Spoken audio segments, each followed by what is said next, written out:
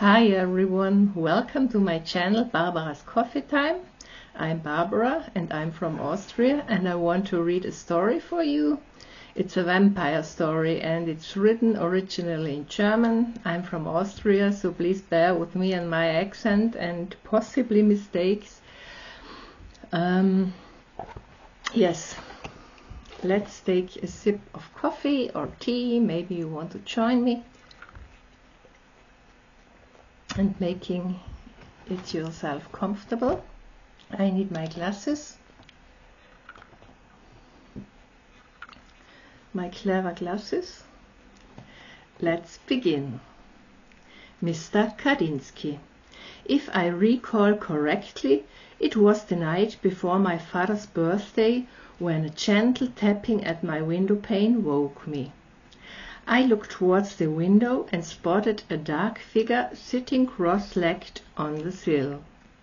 Considering I live on the dance floor of a high-rise, this was indeed a bit unusual. It could only be a ghost or a figment of my imagination. I opted for the latter and turned over to go back to sleep.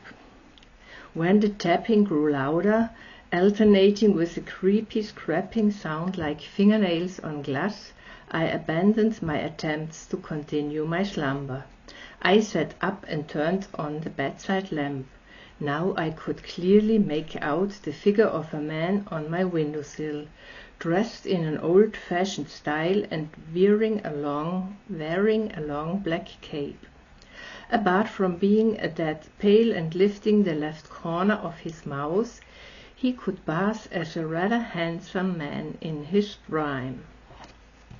I need a sip of coffee to heighten the tension. Let's continue. I got out of bed, wrapped myself in my blanket and opened the window. "Good evening," said the man in the cape sitting on my windowsill. He had a strange accent and displayed unusually sharp cannon teeth as he spoke. "Good evening," I replied, finding nothing more suitable to say and stepping back slightly, a bit worried. It was quite obvious he was a vampire. "My name is Vladimir Kadinski," the strange guest spoke, bowing slightly. "Please excuse the intrusion.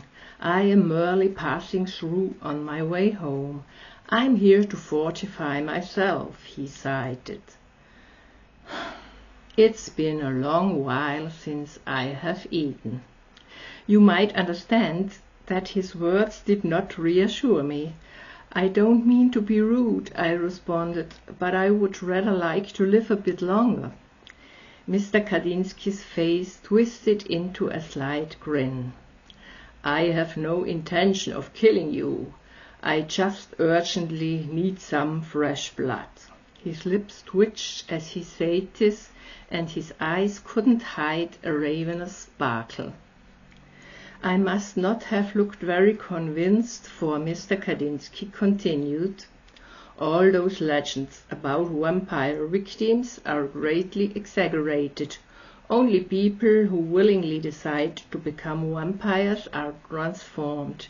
The initiation into vampirism is a complicated ritual that takes place at the new moon and involves mixing the vampire's blood with that of a human.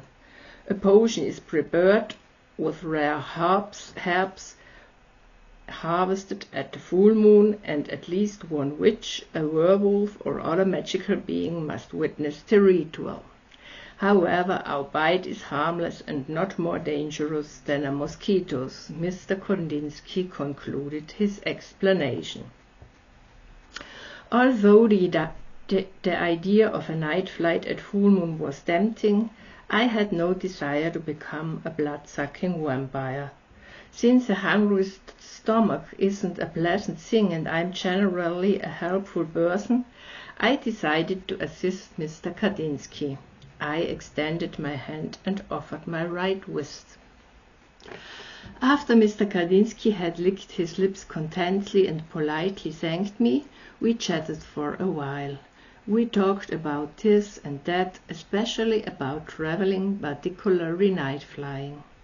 Just before dawn, Mr. Kadinski rose, spread his arms, and glided elegantly into the night sky. I leaned on the windowsill and watched him until he disappeared behind a large cloud. Several weeks later, I found a postcard in my mailbox.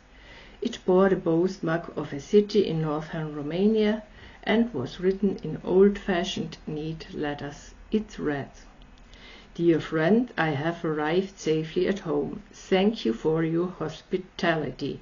I will highly recommend you to my friends. Yours sincerely, Vladimir Kadinski."